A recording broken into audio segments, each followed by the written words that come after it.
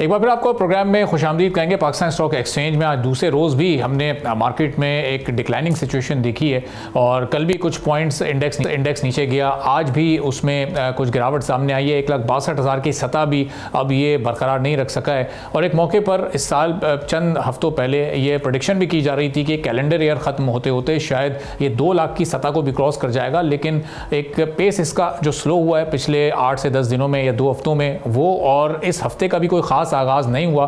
कुछ रेगुलेशंस भी SECP की जानिब से स्टॉक एक्सचेंज में की गई हैं और रेगुलेशंस में कुछ अमेंडमेंट की गई हैं, तो वो उन अमेंडमेंट का मकसद भी है कि जो शफाफियत है उसको बरकरार रखा जा सके, जो इन्वेस्टर्स हैं उनके एतमाद को किस तरह से तहफ़्फ़ुज़ दिया जा सके।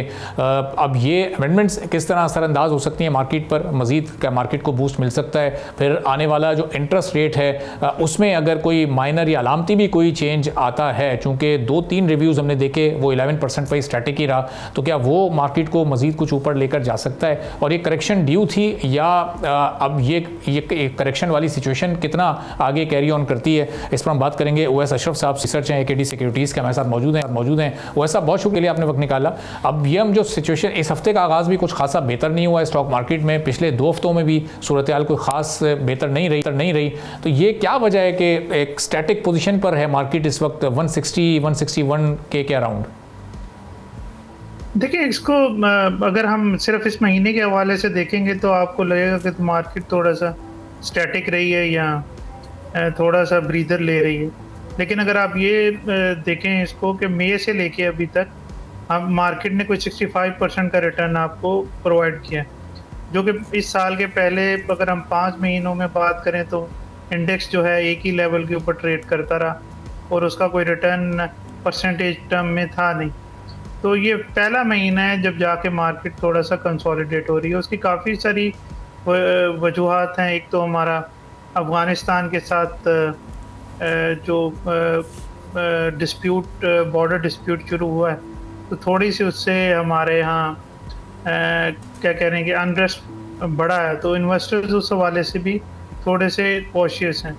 फिर दूसरा, थोड़ा सा ट्रेड के नंबर्स थोड़े से एग्जैजरेटेड आना शुरू हुए हैं, क्योंकि PBS ने अपना रिपोर्टिंग प्लेटफॉर्म चेंज किया है। जो पैटर्न उसका होता था कि जिस तरह कुछ चीज़ों को वो पहले मिस आउट कर जाते थे, तो वो जो SBP की डॉलर इंपोर्ट्स होती थी तो तकरीबन उसके लगभग ही वो इंपोर्ट का नंबर होता था, क्योंकि जो PBS की इंपोर्ट का नंबर होता है और SBP की इंपोर्ट का नंबर होता है उसमें काफ़ी सारा फ़र्क होता है, क्योंकि दोनों में जो वैल्यू टर्म्स है वो SBP में कम होती है, जो हमारे यहाँ से डॉलर जाता है वो उसकी बुनियाद पर होती है। जो PBS होता है वो उसमें फ्रेट चार्जेस भी इंक्लूड करता है और फिर उसमें वैल्यू रिपोर्टिंग का भी थोड़ा मैकेनिज़्म डिफरेंट होता है।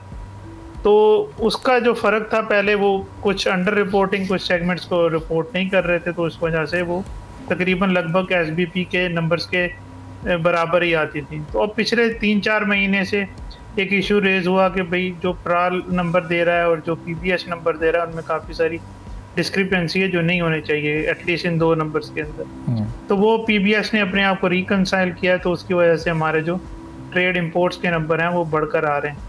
SBP उनको अलग अलग रिपोर्ट करता है कि जो सर्विसेज हैं वो सर्विसेज सेगमेंट में जाती हैं, नीचे सर्विसेज इंपोर्ट में, और जो हमारी मर्चेंडाइज इंपोर्ट्स हैं, एक्सपोर्ट्स हैं, वो ऊपर ट्रेड डेफिसिट या ट्रेड सरप्लस उसके अंदर आती है। तो मार्केट एक तो भी इस चीज़ को एब्जॉर्ब कर रही है, क्योंकि हमारे यहाँ होता ये आया कि जब भी हमने स्टेबिलिटी देखी है 2-2.5 साल, तो फिर क्या होता है कि हमारे एक बस साइकिल आता है, तो उसकी वजह से दोबारा हमें इंटरेस्ट रेट बढ़ाने पड़ते हैं और करंट अकाउंट को कर्टेलमेंट की तरफ जाना पड़ता है। तो दिस टाइम अराउंड भी वो सबसे पहला चीज़ जो इन्वेस्टर्स के माइंड में आती है वो यही आती है, जो इस मेरा ख्याल डाटा डिस्प्यूट की वजह से थोड़ा सा हो गया। हमारे ख्याल में ये कोई इतना कंसर्निंग साइन नहीं है, क्योंकि SBP के जो नंबर्स हैं और जो स्टेट बैंक की भी इंटरनल गाइडलाइंस हैं उसके ना हमारे, क्योंकि अगर ट्रेड डेफिसिट के नंबर इतने बड़े आ रहे होते तो उनको या तो फॉरेन एक्सचेंज रिजर्व्स में कहीं हाईलाइट होना चाहिए था या कहीं एक्सटर्नल डेट में हाईलाइट होना चाहिए था, तो किसी तरह तो वो फाइनेंस हो रहे होते हैं, या तो हमारे डिप्लीशन ऑफ द रिजर्व्स में वो चीज़ रिफ्लेक्ट कर रही होती, या फिर हमारे कोई फॉरेन एक्सचेंज लोन्स बढ़ रहे होते। तो दोनों सूरतें नहीं हैं, फॉरेन एक्सचेंज रिजर्व्स भी आपके हफ्ते बढ़ते चले जा रहे हैं, ऑल्दो क्वांटम थोड़ा स्लो है, और आपके जो लोन्स हैं वो भी स्टैटिक हैं तकरीबन 3 साल से। सही। तो दोनों अलार्मिंग नहीं है। तो इसका मतलब ये है कि जो अपना पीबीएस डाटा रिकंसाइलेशन की वजह से थोड़ा सा एग्जैजरेटेड नंबर आ रहे हैं, तो वो कोई इतना कंसर्निंग साइज नहीं है। तो जैसे जैसे मेरा ख्याल मार्केट और इन्वेस्टर्स इसको समझेंगे तो दोबारा इंटरेस्ट जो है वो रिवाइवल मार्केट में आना शुरू होगा। इसका मतलब ये कमबैक किसी भी मोमेंट पर हो सकता है, वो दिन कल भी हो सकता है या वो आने वाले किसी भी वक्त में, क्योंकि एक वक्त में हमने 167 की तरफ भी इस इंडेक्स को जाते देखा था और वो बड़ा एक अपवर्ड ट्रेंड था आज से कोई 20 दिन पहले, और वो एक अनस्टॉपेबल सिचुएशन लग रही थी। लेकिन ये थोड़ा सा स्टैटिक सिचुएशन जो आई है ये वक्ती तौर पर है, इसका मतलब ओवरकम कर जाएगी मार्केट। जी हमारा तो ख्याल यही है, क्योंकि आगे ट्रिगर्स आपके बहुत सारे हैं। आपके अभी पावर सेक्टर की जो सर्कुलर डेट की पेमेंट है वो होनी है, फिर गैस सेक्टर सर्कुलर डेट पे बातचीत शुरू होनी है जो वर्किंग कमेटी बनाई है। तो उसके हवाले से आपके जो ये इंडेक्स के मेन कंपोनेंट्स हैं वो मेरा ख्याल कंपनीज में काफ़ी ज़्यादा पॉजिटिव रुझान रहेगा। इसके साथ साथ अगर देखें तो हम पीएसओ जो है वो अपने आरएलएनजी कॉन्ट्रैक्ट भी कतर के साथ कर रहा है, उससे थोड़ा सा आपके इंपोर्ट बिल पे भी फ़र्क पड़ेगा और आपकी इंटरनल जो प्रोडक्शन है उसमें भी इजाफा होगा। तो उससे ना सिर्फ आपकी जो local exploration and production companies हैं उनकी पैदावार में इजाफा होगा, बल्कि कैश फ्लोज भी इम्प्रूव होंगे, क्योंकि आपकी जो एवरेज बास्केट है, क्योंकि जो हम आरएलएनजी इंपोर्ट कर रहे हैं वो तकरीबन हमें कोई 11 से 12 डॉलर के करीब एवरेज पड़ती है, और उसके बनिस्बत जो हमारी लोकल जो महंगी से महंगी गैस भी है वो $5.5 पे पड़ती है। और ज़्यादातर तो हमारी जो बास्केट अगर हम लगाएं तो वो हमारी एवरेज प्राइस जो है सब कुछ डाल के SNGP SHGC के चार्जेस भी डाल के लॉसेस भी डाल के हमें कोई ₹5.25 के करीब हमें एवरेज प्राइस पड़ती है।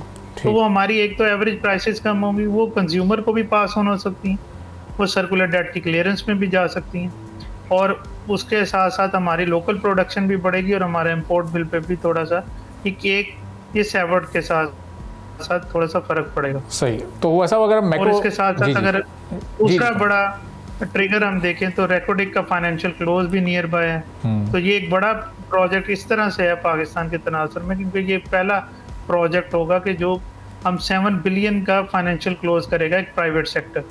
इसमें गवर्नमेंट फाइनेंसिंग रेज नहीं कर रही, इसमें एक private sector companies financing raise कर रही हैं और प्राइवेट पार्टनर्स ही उसमें इंटरेस्ट शो कर रहे हैं जो उनको लेंड कर रहे हैं। और ये तकरीबन जो 7 बिलियन इसलिए बड़ा नंबर है क्योंकि ये IMF के साथ जो हमारा जो प्रोग्राम है 3 साल का वो भी $7 बिलियन का ही है। तो उसके इक्विवेलेंट आपका सिर्फ एक प्रोजेक्ट जो है वो बाहर से फाइनेंसिंग लेकर आ रहा है, और वो भी पाकिस्तान के नाम के ऊपर, और पाकिस्तान के माइनिंग सेक्टर के अंदर, जिसके अंदर अभी तक कोई अनचार्टर्ड टेरिटरी है कि कोई प्रूवन आपके पास रिकॉर्ड या कंपनी नहीं है दिखाने के लिए कि इसने इतने यहाँ पर प्रॉफिटेबिलिटी कमाई। बहुत बहुत शुक्रिया ओवैस अशरफ साहब, head of research AKD securities, हमारे साथ मौजूद थे। गुफ्तगू आपने सुनी। नाज़रीन, आज के प्रोग्राम से इजाज़त दीजिए। अल्लाह हाफ़िज़। सब्सक्राइब करें और बेल दबाएं ताकि कोई खबर रह न जाए।